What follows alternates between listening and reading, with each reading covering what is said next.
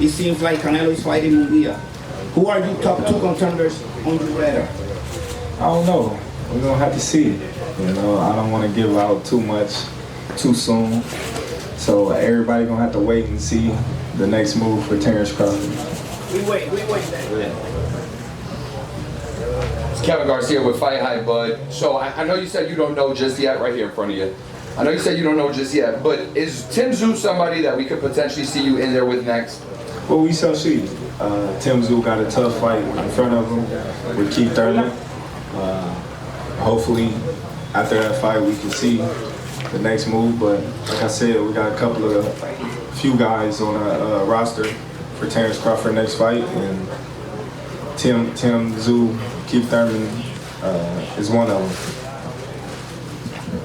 Hi Crawford, it's a pleasure for me, Fight Jam TV. Recently, Dan Rafael from ESPN confirmed not just that Canelo moved from PBC, but that he moved basically to avoid fighting you and Benavides. My question is, what do you think of that, and if you're still interested in fighting Canelo? I don't think that's true. I think Canelo reason for moving from PBC is his own personal reason. Me and Canelo have never been in talks of fighting.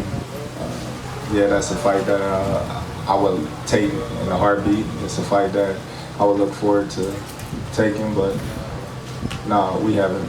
I don't think he moved because of Terence Crawford or Benavides. I just think he's handling his career the way he wants to. So the fight's still possible? It's always possible. Yeah. Next. Terence, yesterday, 10 years ago yesterday was when you beat Ricky Burns in Scotland for the world title. You've been a world champion for 10 years now. You considered the Ricky Burns moment and winning the world title one of the greatest moments of your career. What do you look back on 10 years on now and the 10 years since you've been a world champion? You said what do I look back on? What do you look back on for the 10 years of you being a world champion and that fight as well? It's been a roller coaster. You know, that's still the best feeling, best moment of my career, being that that's all I ever wanted was to be a world champion. I did what I said I was set out to do. That was my goal as a young kid, starting boxing at 7 years old. It was always my dream to be a world champion, and that one night I fulfilled my dreams and my desire to become a world champion. Then along the ride, I started adding other goals and other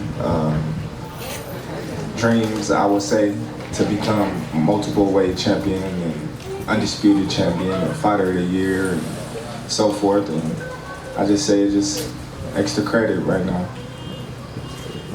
Auténtico Boxing. Hi champ, right now at 147 it seems like you don't have any other challenges other than maybe Yaron Ennis, but at this point, would you make another fight at welterweight, or it's pretty much confirmed that you'll go to the next division? Well, right now I think, you know, the way my career is going, I'm looking for the biggest and the most lucrative money fights. And the bigger fights is in a higher division, so I might be moving up.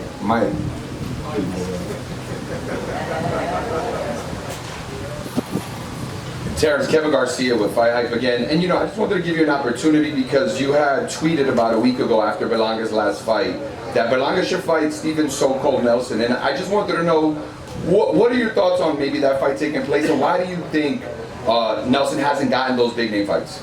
Well, I think that's a big fight, being that those two guys was with the same promotional company before the departure of Berlanga and Steven Nelson.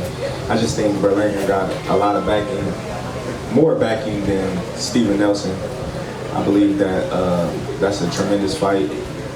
Both of them been calling each other out since top rank days, and they never really got that fight lined up. Both of them undefeated. Both of them got a great knockout percentage. So why not? Both of them ranked in their division, so why not? Gotcha. And just one other question, because obviously it's a fight that's coming up, it's around the corner. What are your thoughts on Haney versus Ryan? How do you see that fight playing out? Well, I think it's a great fight. Both of them know each other very well. They've been in the ring with each other a lot of times. I think both of them young, hungry, and know what to do to beat each other. But I give Devin the edge. I think Devin is more polished. I think he's more well-rounded. And I think along the rounds, the longer the rounds go, the more it's gonna go towards Devin. Just really quick, did you see the sparring video? Excuse me. Dr. Boxing from Guadalupe. Terence, welcome to Puerto Rico. One question. Do you here in Rhode Island, in a dream match, 147, Terence Crawford versus Felix Trinidad. Tell me about that. Who? Felix Trinidad, Tito Trinidad. Oh, dream match. Un dream match. Terence Crawford, 147, Tito Trinidad. Tell me about that. Oh man, that's a great fight. But to be honest, the way my mental thing, nobody beats me. You know, you gotta have that mindset going into the ring that nobody can beat you.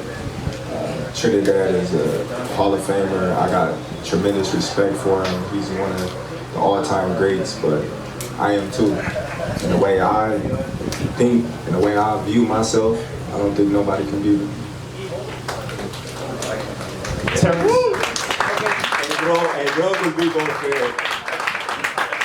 Okay, last two questions. Terence, I'm interested to hear your thoughts. You spoke about Devin Haney versus Ryan Garcia there. And for someone like yourself who's a true professional and doesn't cut any corners and is truly professional, at the press conference on Thursday we see Ryan talking quite openly about perhaps his behaviour outside the ring, him smoking, drinking and things like that. Just on your thoughts, do you think that sends out a poor message for fighters coming through? And for someone like yourself where they look up to you, and is it disappointing to hear people talking like that? And do you feel like, as I said, does it send a poor message, would you say? Well, it's just, he's living in his own truth. You know, he's not hiding behind the doors or hiding in the closet about who he really is. So he's comfortable with who he is, and he accepted who he is. And for him to come out and say that, it takes a lot of guts, because he knows a lot of people is looking up to him. A lot of people want to be him and so forth. But it's a give and take, you know, because some people can be disappointed in him. Some people can just say, okay, well, I'm dealing with the same thing that he dealing with as a young fighter or as a young athlete, and if he can get through it, I can too. Okay, last question. Junior Reyes for Legend PR. Crawford, let's talk about female boxing, women's boxing. We got today a big event in the Shorty. Who's your favorite woman boxer to watch? My favorite woman boxer to watch is Clarissa Shields. I think you know, that's my twin. You know what I mean? She's a two-time undisputed world champion. She's a mean individual. She's a dog. She's always calling for, you know, all the biggest fights in the division in the world. Amanda, she's another one. You know, she go out there and seek and destroy. I've been watching Amanda and Clarissa. Well, I've been watching Clarissa her whole career. I've been watching Amanda for, you know, more than half of her whole career. And I think those are the two top girls in that's ever did. You know, you got Layla Ali. She was great in her time, but I think this time and age right now, where they get to move up multiple weight classes and conquer those weight classes, then go to other weight classes, I think it's nothing like it. Thank you, John. Okay,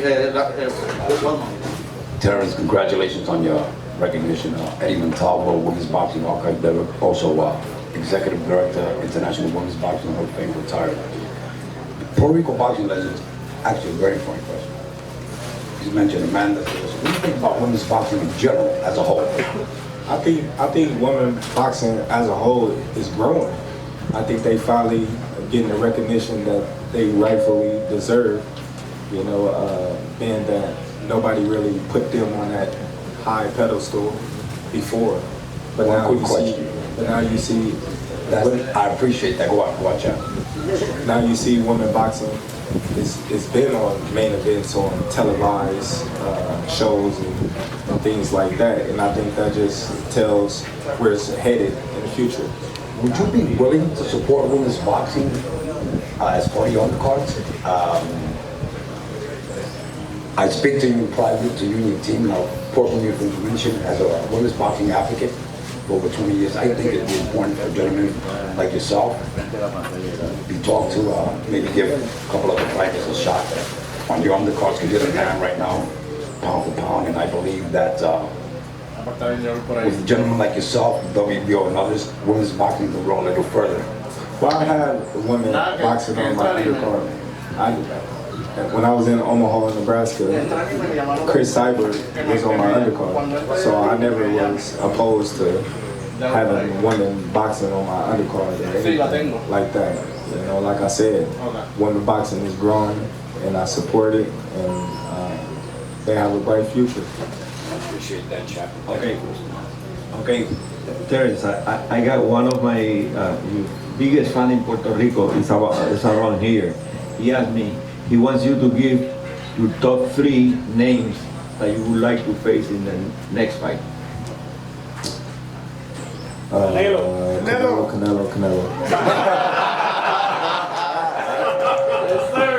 And what happened is Canelo, you know, is committed to fight somebody. What next? Paco. Because he keep trying to talk me out of it. Gino. Tell him what he want. You know what the referee for Gamboa, when he get big, when he get hit. Canelo. When he get hit, you know what the guy.